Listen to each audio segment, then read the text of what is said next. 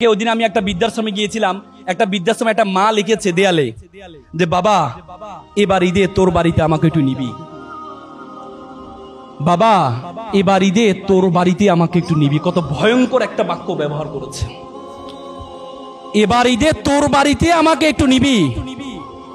যে মা বাবা বলা, মেডিকেল সায়েন্স বলে একটা মানুষ সর্বোচ্চ ব্যথা সহ্য করতে পারে 45 ইউনিট, তার চেয়ে বেশি ব্যথা হলে মানুষ হয়তো বেহুশ হয়ে যায়, না হলে মারা যায়।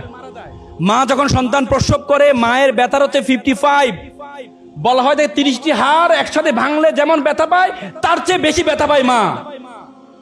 সে মাকে তোমরা বৃদ্ধাশ্রমে রেখে আসছো, সে বাবাকে তোমরা আনস্মার্ট বলো। বাবা তোমার স্বাধীনতা খর্ব করছে। একটা বাবা একটা ছেলে ঘুরে উড়াচ্ছিল, একটা বাবা একটা ছেলে ঘুরে উড়াচ্ছিল।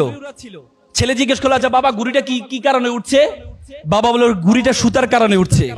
ছেলে বলে বাবা আমি দেখছি সুতা ঘুড়িকে টানছে, আর তুমি বলো সুতার কারণে উঠছে। পরে যে বাবা তাকে বোঝানোর জন্য সুতাটা ছিঁড়ে দেয়। পরে দেখা গেল একটু পরে ঘুড়িটা লাফঝাপ করে নিচে পড়ে যায়।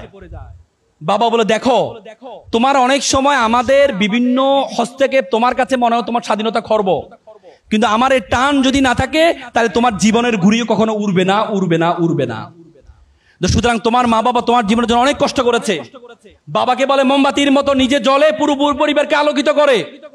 বাবাকে বলো গরম টিনের মতো, যে টিন সকল গরম নিজে সহ্য করে, নিচে সন্তান পরিবারকে সুন্দর করার জন্য পুরো জীবনটা শেষ করে দেয়।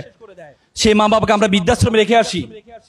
আজকে এখানে অভিভাবকরা আছেন, তোমাদের মা বাবা আজকে নিজেদের প্রফেশনাল ব্যস্ততা ছিল, সে ব্যস্ততা রেখে এরপরেও সন্তানের আনন্দে আনন্দিত হওয়ার জন্য এখানে আসছে।